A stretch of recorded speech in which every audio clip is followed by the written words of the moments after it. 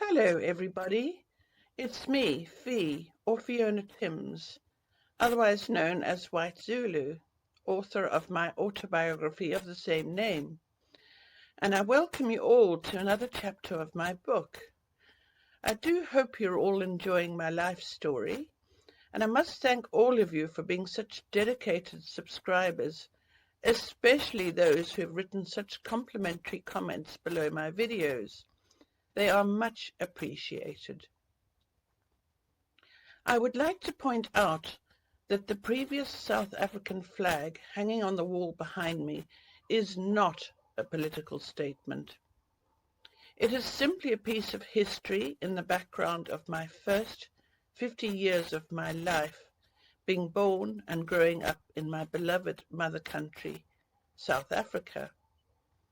My autobiography, White Zulu, is not a political commentary, and frankly describes my experiences of growing up with the Zulu tribe as my family.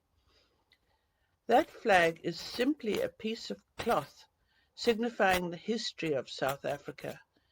It was originally used by the Union of South Africa from 1928 to 1961, and later the Republic of South Africa until 1994. We're still on our honeymoon, Paradise Island.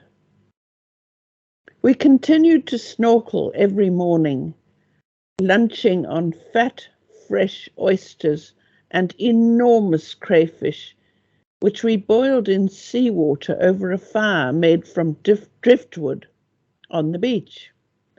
We asked the kitchen if we could borrow an old 2-litre saucepan, and we filled this from the sea and, when it was boiling, tossed in the live crayfish we'd caught moments earlier and ate them with our fingers, dipping big juicy pieces of the sweet white flesh into the Jenny Post mayonnaise we'd brought with us. Or we borrowed a 5-litre bucket from one of the off-duty fishermen I'd fed with my marlin, filling it with huge mussels we'd picked off the rocks at low tide, left them standing for an hour in the shade of a palm tree so that they opened up, thinking that the tide had come back in, and spat all their sand out. Now that's a very good tip. A lot of people have got a lot of methods that they find is a good way of getting their mussels to spit the sand out. But this one really works, and it's perfectly simple. Let the mussels think that the tide's back in. Don't touch them, don't move them, make sure they're in the shade, and you'll find so that they opened up, thinking the tide had come back in, and spat all their sand out. We'd return to find a good inch of white sand lying at the bottom of the bucket and all the mussels open slightly. Again, we filled our saucepan with seawater, lit a fire from brittle, bone-dry driftwood, of which there was plenty lying about, and boiled the mussels for 10 minutes until they'd all opened wide. We picked them up in our fingers, pulled the succulent red and white meat off the shells, and popped it into our mouths. As we got more proficient at catching fish off the reefs with the spear gun, we managed to get some decent-sized eating fish like sea bream or various bass of the many kinds out there, and the kitchen grilled those for us every night. So, apart from breakfast, which was still vile, we ate really well from the sea and rocks. The one thing we did miss was fresh fruit and salads. There was simply none to be had. I saw pawpaw trees growing around the staff quarters, which, like ours, were ugly prefab huts with corrugated asbestos roofs, but surrounded by the mire created by their poultry and the odd pig that roamed around, sometimes right into their huts, and possibly human waste. But no pawpaws ever got to our tables. After lunch, we either lay on a rug on the beach in the shade of a coconut palm tree, another delicacy which never reached us either, although there was no shortage of coconuts on all the many trees growing all over the island, but out of our reach, and fell asleep, our skins still tingling from the salty water. Or we went back to our stifling hut and dragged two ancient, frayed and rusting plastic and metal pool lounges into the shade created by the side of our hut and fell asleep there. Every evening, just before sunset, and the temperature began to drop to a tolerable degree, we wandered over to the bar and sat and drank cold lager with all our friends, chatting, laughing, and each person trying to outboast the other by describing the size of our catches that day. Then the gong would ring. We'd eat our catch of hours fresh fish off the bone, usually in our fingers, accompanied by the sharp, raw, local Portuguese wine, both red and white, which I couldn't drink, or more lager. Finally, Fred sat at the piano to play his medleys, and we all danced as the enormous, sometimes bright orange moon rose over that beautiful sea, casting a direct, fiery, rippling path across the water from it to us. Once we'd settled into our daily routine, time passed far too quickly in that glorious and aptly named paradise, and our 2 weeks were soon up. The ferry was due to take us back to the mainland at 6 the next morning. We were packed and standing at the rickety little wooden jetty waiting when we heard a wailing, keening noise. I knew exactly what that was. It sounded to me like African women mourning, and sure enough, around the corner from where the staff quarters were and onto the jetty came a strange procession. First, there were 4 solemn-looking men, bare except for the inevitable ragged khaki shorts, carrying on their shoulders a human body, swaddled in white sheets and on a crisscross of poles, followed by a troop of women, all dressed in white and all weeping loudly. Keening and ululating, now and again one would fall to the sand on her knees and loudly beseech some unseen deity in the sky, wailing and pulling at her hair and clothes. This must be the widow, one of the wives of a staff member, who, unbeknown to us, had died several days ago and had had to wait for the ferry, which came only once a week, so that they could transport the corpse back to the mainland for burial in his village. There was no refrigeration on the island other than a small paraffin fridge behind the bar, which kept the beers cold. This body had been lying in the heat for quite a few days, judging by the smell of it as it passed us on the jetty, while we stood respectfully aside, the male hotel guests, Fred included, removing their hats as the procession went on board. To our utter horror, the dead man's family proceeded to stow the corpse right in the very bow of the ancient rusty and barely seaworthy tub, approximately 60 feet long, which served as a weekly ferry, carrying visitors, staff and provisions to and from Santa Carolina Island to the mainland. We climbed aboard and stowed our bags, the gun and dinghy, plus paddle, all of which had served us so well, under the wooden slats at the stern, which served as seats, and the old boat set off with an awful lot of black smoke belching from its engines, and plenty of rather alarming juddering.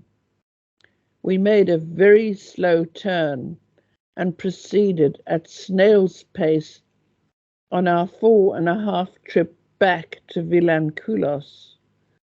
The stomach-turning stench from the rotting corpse upwind of us made us all gag, and we tied towels and T-shirts over our noses and mouths to try and alleviate the worst of it. But it was a long, long, stinking trip I'll never forget as long as I live. At the port, there was a crowd of relatives waiting to see their loved one being disembarked. Word must have got back via the pilot, who came and went far more regularly than the ferry did, and news of the poor fellow's death had reached Vilankulos some days ago. There was more keening and wailing, but Fred and I didn't hang around. We wanted to get that smell out of our nostrils. So after a hasty goodbye all round to the friends we'd made on our 2-week stay on the island, we hailed a rusting old hulk of a taxi and asked to be taken to that tiny airstrip. On our long flight back, stopping off again at Inhamban to refuel, and finally back to land at LM Airport, I began to develop sore glands in my neck. It must be a cold or something I'd picked up on the island, I thought to myself, or I might have slept in a draft, or have had it at an awkward angle while asleep at the back of the cramped little single prop we'd spent so many hours in from Vilankulos to LM. At least we'd both managed to dodge that pilot's streaming cold on the way in, I thought complacently, but winced as I prodded at the tender areas under both my ears. They felt odd too, almost but not quite blocked, but I reckon they must have had a fair bit of seawater in them after 2 weeks of snorkeling. We asked a taxi driver to take us back to the Polana hotel, as we'd missed the last flight to Joburg by several hours, and it was getting dark. As we rocketed past the endless squatters along the airport road, it rapidly became too dark for me to be able to see anything more than a few open fires here and there, most of them smoking evilly, as firewood must have been so scarce as to be non-existent, and they were using whatever would burn to try and make a fire, cooking fire. Tires, plastic bags, anything inflammable. The whole area smelled strongly of toxic fumes, and our eyes watered and stung as we shot by. So what it must have been doing to the lungs of the unfortunate women who had to cook over those noxious fires beggared belief. For once I was glad that we had another madman for a taxi driver, as he got us past the slums as fast as he could, and it was with great relief that we stepped out into the portico of the hotel to be met with the soft, sweet scent of frangipani flowers, which give off their best fragrance in the evenings as the heat of the day begins to cool off. We luxuriated in a deep, cool, fresh water bath in our ensuite bathroom, and then changed into light clothing to go down to dinner, as we were really hungry after the meagre fare of the Paradise Island breakfast of tough, dry bread and bovril. Then we saw the buffet table in the dining room, and this time we saw it with new eyes. We ignored the crayfish, mussels, oysters, and shrimps and fell on the salads, succulent scarlet tomatoes, crisp green lettuce, crunchy cucumber, bell peppers of every colour, celery, radishes, and other delicious things we piled onto our plates, and then went to sit and enjoy the first fresh produce we'd seen for 2 weeks. We grabbed the ripe, juicy tomato slices with loud exclamations of joy to each other. Then we saw we were getting some odd looks from the other diners, so we restrained ourselves to just guzzling heaps and heaps of salads. Then we went back with pudding bowls and chose sliced pawpaws with lemon squeezed over them, bananas in their skins, oranges, apples, strawberries, naartjies, and great big crisp chunks of fresh, juicy, crimson-coloured raw watermelon. We ate and ate until we could eat no more, and pushed ourselves away from the table to sigh with satisfaction, dabbing our mouths with our starched linen table napkins. After an excellent night's sleep in the airy room with the ceiling fan revolving slowly all night to cool us down and keep the mosquitoes at bay, a luxury we hadn't been able to enjoy in our hot little hut on the island. We had a continental breakfast with more fruit, and the hotel taxi took us back to LM Airport. My neck was aching worse than ever, and I felt feverish and rather unwell. So I rested my hot forehead against the rattling glass of the passenger window and dozed past the squatters. I felt even worse on the flight from LM to Joburg, and more so when we finally touched down in hot, sticky Durban, where Alistair, Fred's best friend, who'd also been his best man, and after whom our son is named, kindly picked us up and drove us home to our little rented flat in South Durban. I dragged myself up the 4 steps to our front door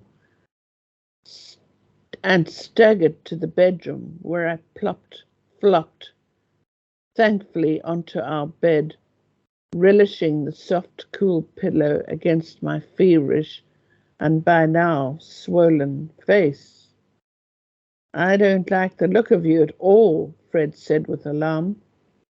"I'll ring your mum, tell her we're home, and then phone our GP to get him up here to check you over." I just groaned and rolled over to try and cool the other hot and very swollen cheek. Fred came back looking very concerned. "Your mum's got mumps. She's extremely ill with them, and has been for the past 5 days. They've had the doctor out to the farm almost every single day, and have been so worried about her, there's talk of putting her into hospital. She's so seriously sick. According to your dad, William and Richard came down with mumps the day after our wedding, but being so young, they'd got over them quickly and easily, and William's already back at nursery school. Your mum apparently never had mumps before. Have you had them?" I shook my head feebly. "You must have caught them as well." That is all for the time being, and there's more to come next week, I would like to thank John Moslane for putting aside his Friday afternoons to help me produce these videos. Without him, I could not do this. I would also like to thank Sean van Vuren for his sterling work in uploading my videos to my YouTube channel, adding the photos, as well as managing my channel so professionally. If you would like to know more about my other works, I have written 5 books in all, and each one is autobiographical. Please visit my website at www.whitezulubook.com, where you will find a lot more information as well as plenty of photographs. Thank you so much for listening. I hope you enjoyed my life story, and there is plenty more to come. A thumbnail photo will be attached each week, and thank you so much for all your support and all the very kind remarks you make in complimenting me on my work. I really appreciate it. Goodbye.